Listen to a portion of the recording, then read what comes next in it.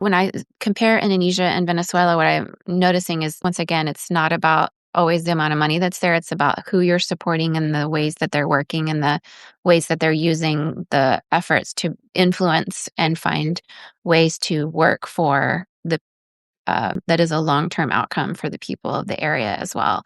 And I think the thing to watch in Venezuela, particularly right now, is that, you should make your decisions on who to give directly to the organizations that are on the ground and are trusted. Once again, go to Charity Navigator and look at their financials.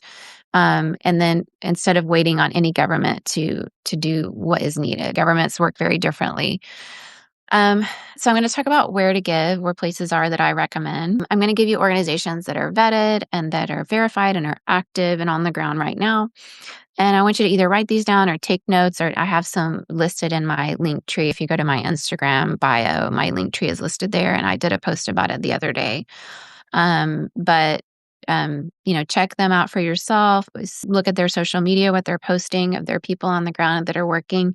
UN OCHA, like I mentioned, it's the Office for Coordination of Humanitarian Affairs. They are the one that goes in and coordinates these disasters. So in the meetings that they hold, like I was in Indonesia, the representatives of all these other big organizations will be there coordinating who's doing antibiotics, who's doing tents, who's doing food, who's doing water, who's doing medical kits, so that all of it is happening in coordination and that people aren't going rogue off on their own thing and then doubling up on efforts.